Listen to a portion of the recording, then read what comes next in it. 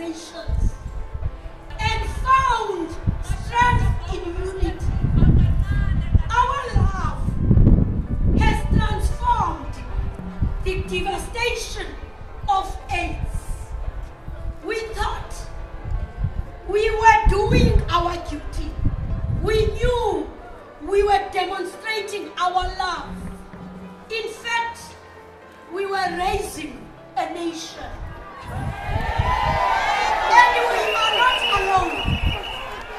Grandmothers across Africa have been gathering for the past 10 years. From Canada to Swaziland to Uganda and now in South Africa. We have moved from mourning to a movement.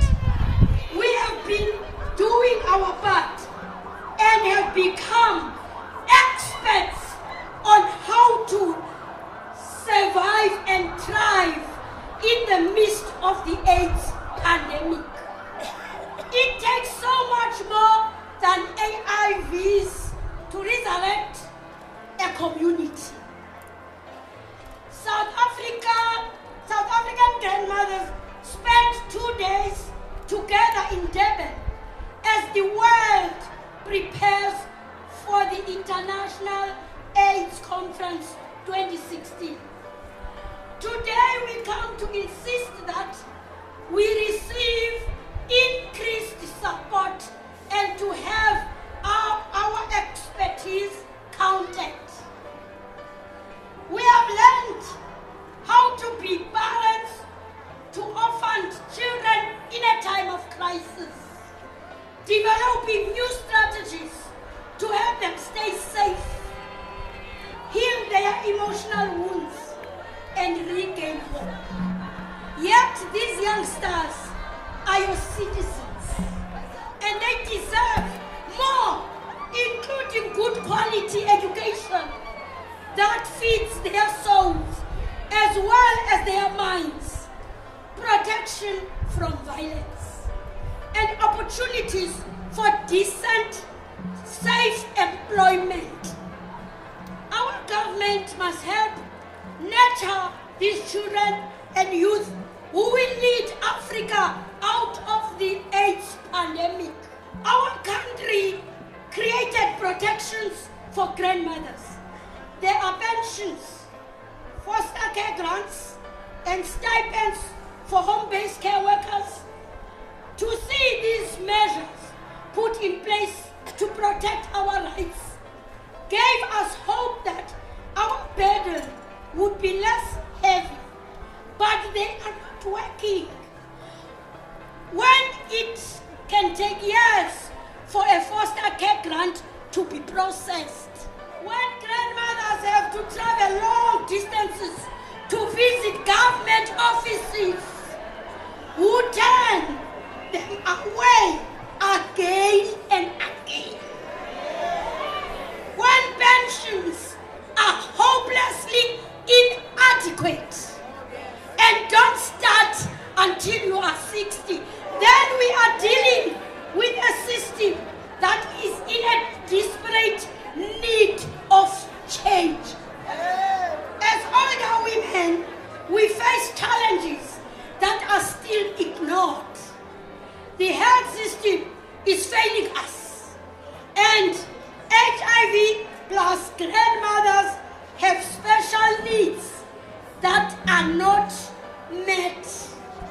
We wait in lines at clinics for hours, meet with healthcare workers who are often uncaring and do not have the medication we need. Violence is a constant threat, whether it is rape and assault on our bodies, or physical abuse and intimidation from family members and loan sharks who are after our small savings. We suffer without protection. And when we look to Parliament, there is no one who stands for our interests. No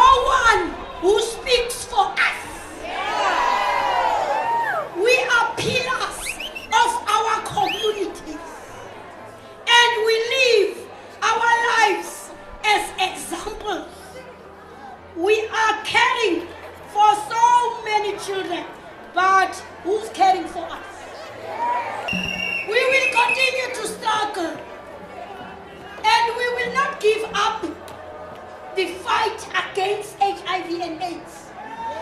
We will never give up because this grandmother's movement is powered by love.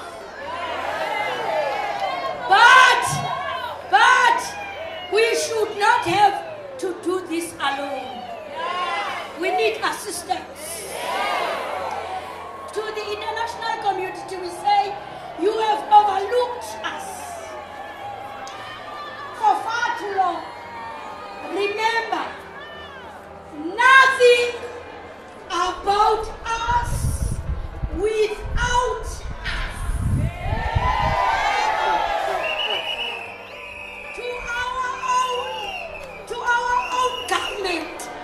To our own government, we say it is time to do right by your grandmother. Africa cannot survive without us.